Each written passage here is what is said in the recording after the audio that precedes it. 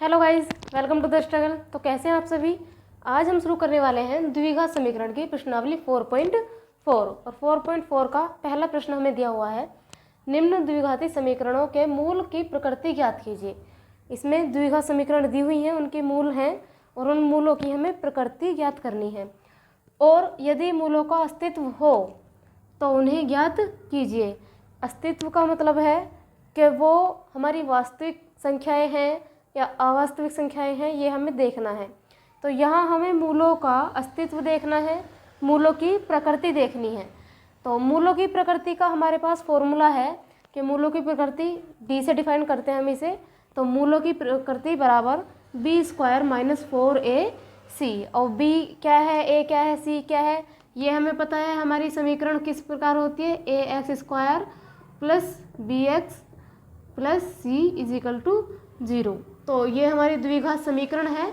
इसमें x square का गुणांक ए, एक्स का गुणांक बी और अचर पद सी। तो मूलों की प्रकृति अगर हमें निकालनी हुई तो बी का स्क्वायर कर देंगे और माइनस कर देंगे 4ac। अब हमें देखना है कि ये डी यानी प्रकृति किस किस तरह की हो सकती है। यहाँ पर बोला गया था मूलों का अस्तित्व, यानी ये वास्तविक आएगी अवास्तविक आएगी, ये भी देखना है। तो अगर डी यानी कि हमारी प्रकृति 0 से अधिक आई है तो मूल वास्तविक होंगे लेकिन असमान आएंगे। भाई द्विघात समीकरण में मूल भी कितने आते हैं, 2 आए हैं, 2 आते हैं। तो जब मूल 2 आएंगे तो वो मूल अगर प्रकृति बड़ी है 0 से तो वो मूल वास्तविक होंगे और असमान होंगे, यानी दोनों मूल हमारे प्लस के होंगे, वास्तविक का मतलब ये है, और असमान होंगे यानी अलग अलग होंगे।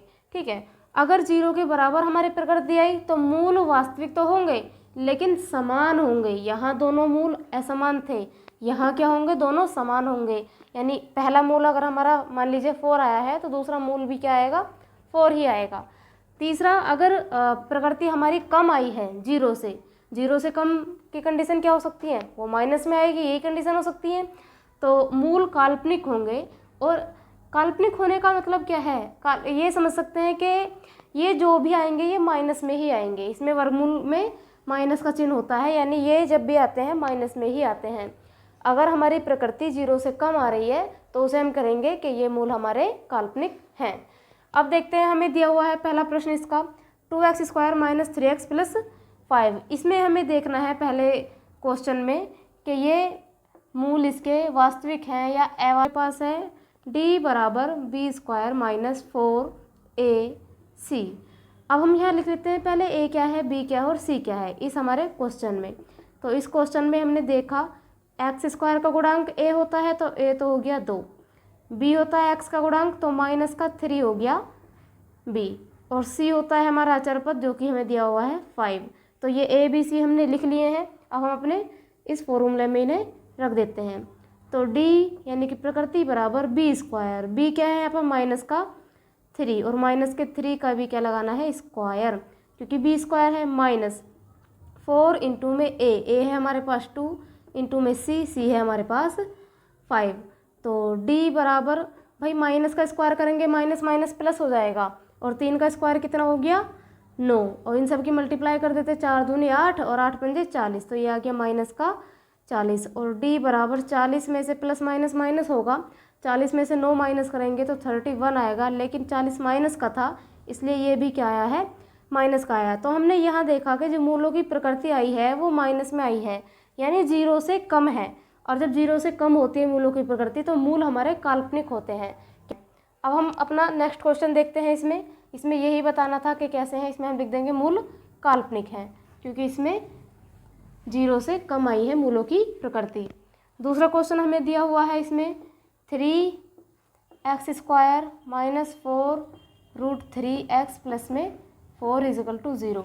वही है, पहले a देखेंगे, a हो गया 3, फिर b देखेंगे, b हो गया माइनस का 4 अंडर रूट 3, और फिर देखेंगे c हो गया हमारे पास 4। प्रकृति ज्ञात कर लेते हैं। प्रकृति d बराबर b स्क्वायर माइनस 4ac, यानी d बराबर b कितना है, b है माइनस का 4 अंडर रूट 3, और इसका भी क्या करना है स्क्वायर, माइनस 4 इंटू में a इंटू में c। तो माइनस का स्क्वायर तो प्लस हो गया, 4 का स्क्वायर कितना हो गया 16 हो गया, अंडर रूट 3 का अगर स्क्वायर करेंगे तो स्क्वायर से रूट कट जाएगा, यानी अंडर रूट 3 का स्क्वायर 3 हो गया। तो 16 तिया 48 हमारे पास ये आया है, और 4 तिया 12, 12 चौक 48 ये आया है। तो हमने देखा ये प्लस है ये माइनस है, 48 में से 48 माइनस करेंगे कितना आएगा 0। तो जब मूल प्रकृति 0 के बराबर आए तो हमें पता है मूल वास्तविक होंगे और समान होंगे, यानी इसे जब हम सोल्व करेंगे तो इसके जो दोनों मूल आएंगे वो दोनों मूल बराबर ही आएंगे। तीसरा क्वेश्चन कर लेते हैं। तीसरा क्वेश्चन है इसका 2x² minus 6x plus 3 is equal to 0।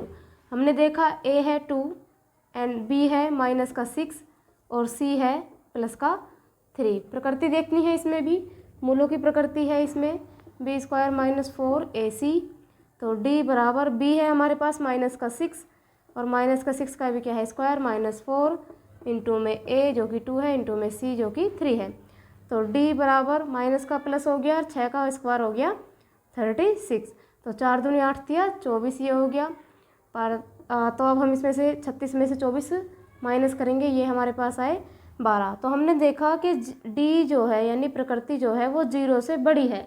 तो जब 0 से बड़ा हो d तो मूल वास्तविक होंगे लेकिन असमान होंगे, यानी इसमें हमारे सोल्व हो जाएगा और मूल क्या आएंगे दोनों अलग अलग आएंगे। तो ये है हमारे 4.4 के पहले प्रश्न का हल।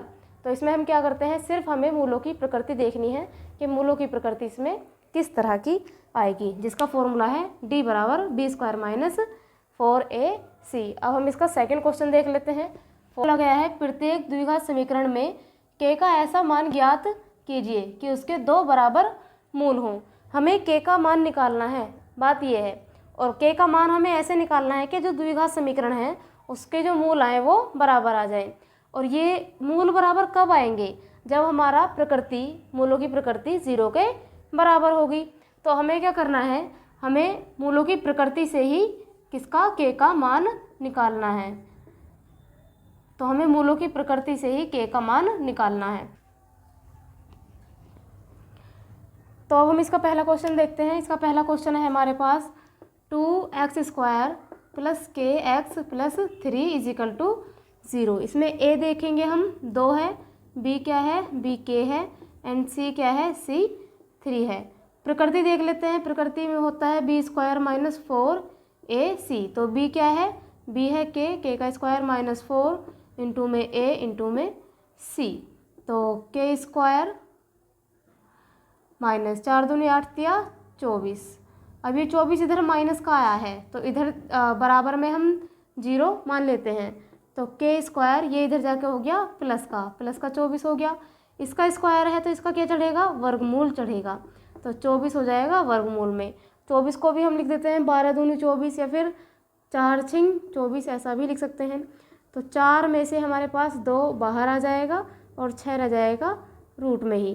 तो k का मान हमारे यहाँ क्या आ चुका है, k का मान आ चुका है हमारे पास यहाँ 2√6। लेकिन 2√6 जब आएगा हमें पता है जो हमारे मूल होते हैं वो 2 कैसे निकलते हैं, 2 वो ऐसे निकलते हैं, एक बार हम प्लस में लेते हैं एक बार हम माइनस में लेते हैं। तो आपको ये भी याद रखना है जो k का मान आया है ये प्लस और माइनस दोनों का आया है। तो इसमें हम लगा देंगे प्लस माइनस। अब इसका दूसरा क्वेश्चन देखते हैं हम। दूसरे क्वेश्चन में दिया हुआ है kx। अभी हम इसके डायरेक्ट मल्टीप्लाई कर लेते हैं। kx के x में मल्टीप्लाई करेंगे, kx² माइनस है तो माइनस लगा दीजिए। kx की 2 में गुणा करेंगे तो 2kx प्लस का 6 इज इक्वल टू 0। a क्या हमारे पास a हो गया k, b क्या है b हो गया हमारे पास 2k माइनस का 2k और c हो गया हमारे पास प्लस का 6। वही करेंगे b² माइनस 4ac बराबर में 0 ले लेते हैं। b क्या है b है माइनस का 2k और इसका भी क्या है स्क्वायर माइनस 4 इंटू में a इंटू में c। तो माइनस का स्क्वायर करा प्लस हो गया, 2 का स्क्वायर कितना हो गया 4 हो गया और k का स्क्वायर k²। 4 छिंग 24, 24 k बराबर 0। इन दोनों में से हम कॉमन ले सकते हैं। कॉमन क्या ले सकते हैं 4 के कॉमन लिया, 4 से 4 कट गया, k से k² में भाग देंगे कितनी बार जाएगा k बार। माइनस का 4 से 24 में भाग दिया 6 बार, k से k कट ही गया बराबर 0। अब हम क्या करेंगे तो 4k बराबर 0 और एक बार रखेंगे k माइनस 6 बराबर 0। यहाँ से अगर k का मान निकालेंगे तो 4 इसके क्या आएगा, बटे में आएगा, तो यहाँ से k का मान हो गया 0, यानी k का मान हम 0 रख सकते हैं। दूसरा क्या है, k ये इधर जाके प्लस हो जाएगा, k बराबर 6। अब हम इन दोनों में से एक मान रखना है, या तो k का मान 0 रखना है या k का मान 6 रखना है। अगर हम k का मान 0 रखते हैं, अपनी समीकरण में k का मान 0 रखते हैं, तो k का मान 0 रखने पर एक्स स्क्वायर भी क्या हो जाएगा, 0। और अगर एक्स स्क्वायर 0 हो गया तो ये द्विघात समीकरण ही नहीं रहेगी। तो हम k का मान 0 कभी भी नहीं रख सकते। तो ये हमारा क्या हो जाएगा, k का मान 0 रखना असंभव हो जाएगा। तो इसका मतलब हमें पता चला k का मान यहाँ बिल्कुल करेक्ट क्या आएगा, k का मान यहाँ हमारा 6 आ जाएगा। इसके बाकी क्वेश्चंस हम अपनी सेकंड वीडियो में कवर करेंगे। आप पहले इन्हें अच्छे से देखिए कि किस तरह हम k का मान निकालते हैं, किस तरह हम मूलों की प्रकृति ज्ञात करते हैं। बाकी क्वेश्चन हम सेकंड वीडियो